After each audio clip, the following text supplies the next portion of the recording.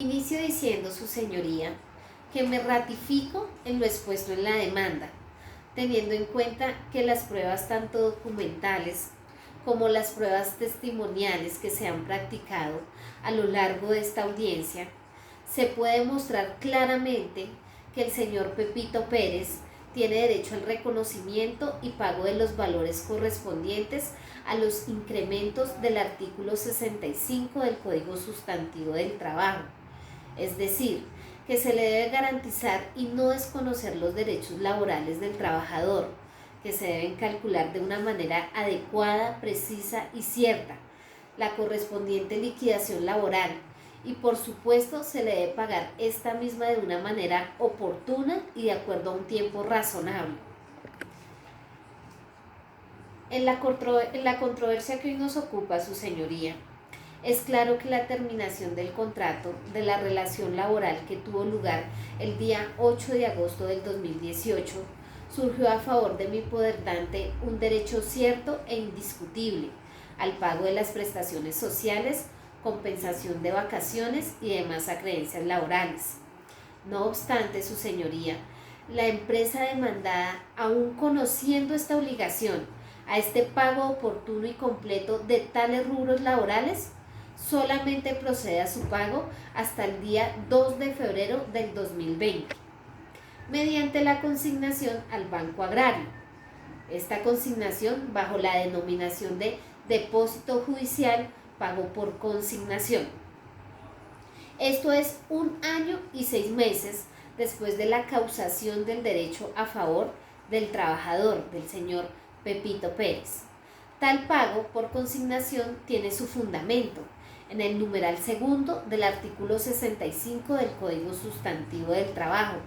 que permite que ante la falta de un acuerdo respecto al monto de la deuda o si el trabajador se niega a recibir, el empleador puede proceder al pago mediante una consignación en el depósito judicial. De acuerdo a lo anterior, esta posibilidad de pago por parte de los empleadores no puede ser causa para evadir las obligaciones que están a cargo referente a un pago oportuno y completo de prestaciones sociales y los demás rubros laborales a los cuales el señor Pepito Pérez tiene derecho, pagando a su arbitrio cualquier suma de dinero mediante este depósito judicial, puesto que estas sumas de dinero deben ser pagadas una vez se termina el contrato laboral, o por lo menos que se hubiera cancelado durante un plazo razonable, teniendo en cuenta que las normas de protección al trabajador en las que se fundamenta el ordenamiento jurídico del trabajo, siendo así como el pago de tales sumas de dinero y cumplimiento retardado de la obligación a cargo del empleador, no puede excusarse en procedimientos administrativos, pues así lo manifiesta la señora Gloria Páez, la misma contadora de la empresa. En la demanda está su testimonio. Así reposa el testimonio de la misma, teniendo en cuenta que éste debe tener un plazo razonable y prudente. Respecto al pago efectuado por el depósito judicial, no puede ser considerado como válido, su señoría, puesto que, como se lo puedo traer ahorita a colación por la sentencia del 31 de mayo de 1960, la Corte Suprema de Justicia en casación laboral señaló lo siguiente: el trabajador presenta unilateralmente la renuncia a su cargo y a partir de ese momento se entendería terminado su vínculo laboral y tendría derecho al pago de sus prestaciones sociales y salarios que se le adeuden a la fecha de la renuncia. Como lo manifiesta la Corte, su señoría, el señor Pepito Pérez tiene derecho al pago de sus prestaciones sociales desde el momento en que culmina de forma voluntaria la relación laboral, por lo que se debe entender que las prestaciones sociales son un beneficio económico que deben ser pagados por el empleador al trabajador, originados durante el desarrollo de la actividad prestada por el último, y por consiguiente el derecho al pago de las prestaciones sociales causadas a favor de mi poderdante no se extingue con la presentación de su renuncia. Por el contrario, su señoría, Su presentación lo hace acreedor al pago de las mismas desde el momento de la terminación del contrato de trabajo. Así las cosas, su señoría. De forma más respetuosa le solicito que declare más allá de toda duda que la empresa demandada pagó de una manera inválida, extemporánea e incompleta los rubros laborales a los que tenía derecho el señor Pepito Pérez, toda vez que dicho pago se efectúa hasta el 2 de febrero del 2020 mediante consignación en depósito judicial, sin tener en cuenta que la fecha de la terminación del contrato fue el día 8 de agosto del 2018, ni que tampoco la suma de dinero consignada corresponde al valor real y merecido al pago de liquidación de las prestaciones sociales y demás acreencias laborales, causadas desde la vigencia de la relación por mi poder dante.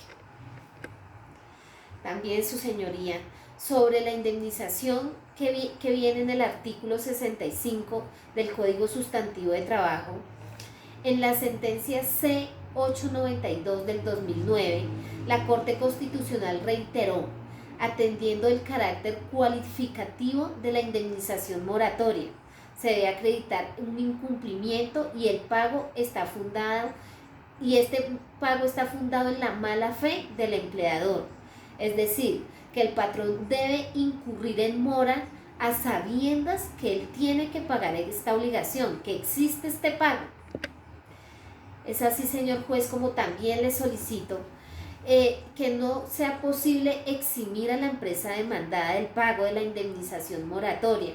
puesto que en el momento de la terminación del contrato no asume una conducta de buena fe, debido a que, a pesar de que el señor Pepito Pérez solicita el pago de la liquidación con derechos de petición en repetidas ocasiones e incluso citó a la empresa demandada a la Inspección de Trabajo del Espinal, como se demuestra en la demanda, y que ésta conocía su obligación legal de pagar la liquidación y prestaciones sociales y todas las acreencias laborales, no procede a su pago de manera inmediata, ni siquiera en un plazo razonable, sino que dura 543 días después a la terminación del contrato de trabajo. Proceden de una forma arbitraria a este pago incompleto y retardado de tales sumas de dinero mediante depósito judicial para evadir una sanción moratoria que podía acarrear sus incumplimientos. Como última cosa, su señoría, solicito sobre la condena en costas de la parte demandada. Según el artículo 365 del Código General del Proceso, señala que la condena en costas a la parte vencida en el proceso, esta es la que debe cancelar, teniendo en cuenta que el Código General del Procedimiento aplica para este caso debido a la aplicación analógica del artículo 145 del Código Procesal del Trabajo y de Seguridad Social. Por esta razón, le solicito, su señoría, que condene a costas al que se causen en el proceso, las costas que se causen en el proceso a la empresa demandada. Le agradezco, señor juez.